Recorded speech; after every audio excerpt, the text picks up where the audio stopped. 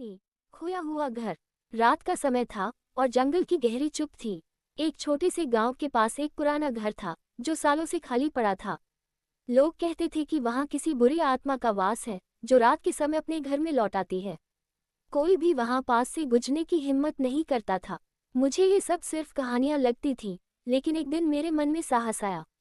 मैं अपने दोस्तों के साथ उस घर की ओर चल पड़ा। गांव के बुजुर्गों से मैंने सुना था कि यह घर बहुत पहले किसी अमीर परिवार का था। उस परिवार के साथ कुछ भयंकर घटना घटी और वे अचानक गायब हो गए। तभी से यह घर सुनसान और डरावना बन गया। हम सब शाम के समय घर के पास पहुंचे। घर के दरवाजे पर जंग लगी थी और खिड़कियां टूटी हुई थीं। हर चीज में वीरानी छाई हुई थी। हम सब ने डरते डरते दरवाजा खोला और अंदर कदम रखा।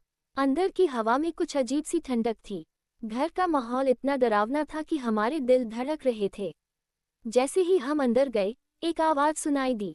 यह आवाज जैसे किसी के रोने की थी। सब लोग डर के मारे चुप हो गए। हम धीरे धीरे आवाज की दिशा में बढ़े।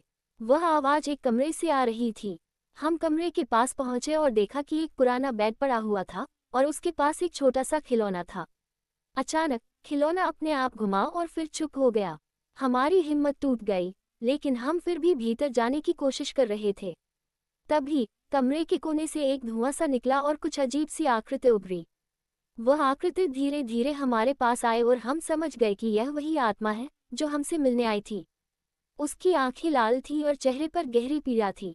उसके पास आते ही हमारे दिलों की धड़कन तेज हो गई। हम एक दूसरे को देखकर डर के मारे बिना कुछ बोले ही बाहर की ओर भागने लगे।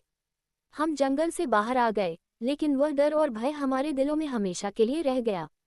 अब हम उस घर के पास से भी नहीं गुजरते थे। कुछ लोग कहते हैं कि उस आत्मा को शांति नहीं मिली और वह हमेशा उस घर में फंसी रहती है। हम सबने उसी रात तय किया कि हम कभी भी उस घर के पास नहीं जाएंगे, क्योंकि वह घर सिर्फ एक